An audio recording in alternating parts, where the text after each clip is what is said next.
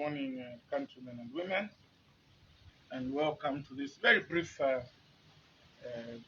interaction with people on my Facebook, and of course, all those who are watching us from within the borders of Zambia and outside the borders of Zambia. It has come to my attention through social media that some people have posted and stated that I said the 2021 general elections must be postponed.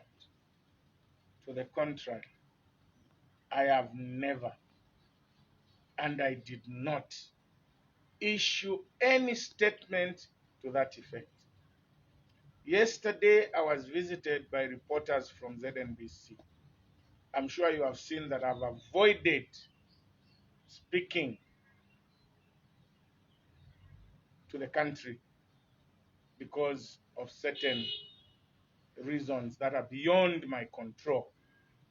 And of course, through advice from family and close associates. I don't want to dwell on that issue, but I can rest assure you that even in war, there is a time that you attack and then you kind of retrieve, replan, and attack.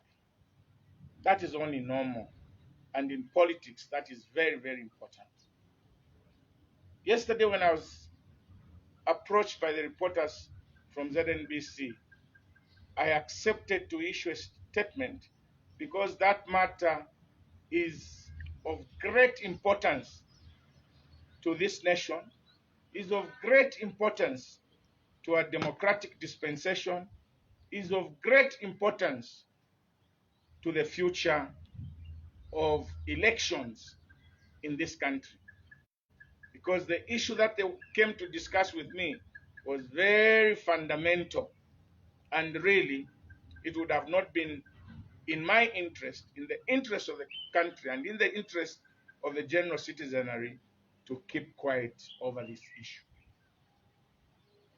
What the people asked me was to comment on the statement by EC's Electoral Commission of Zambia, where they were saying that political parties must find ways of campaigning without holding public rallies or without holding what are known as what's a simple word can I use? Without holding rallies, as per se, or public gatherings. And my response was as follows. My response was as follows. I said, there is nowhere in the world where you can hold elections without public meetings. Then what you hold is not called an election.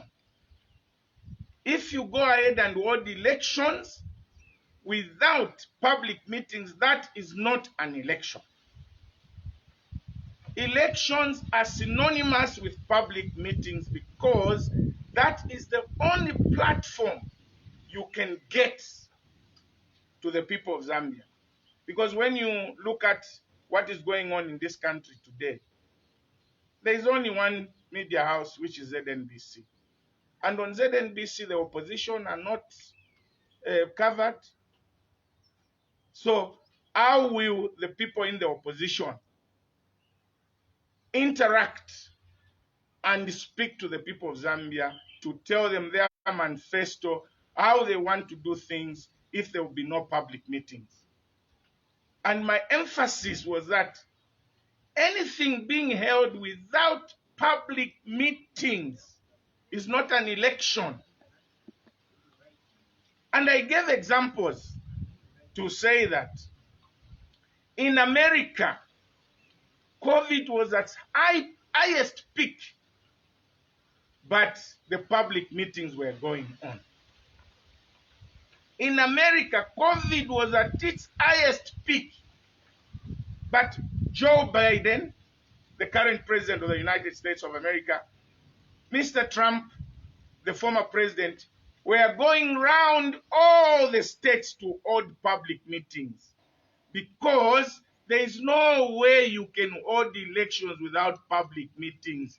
Then what will be held is not an election.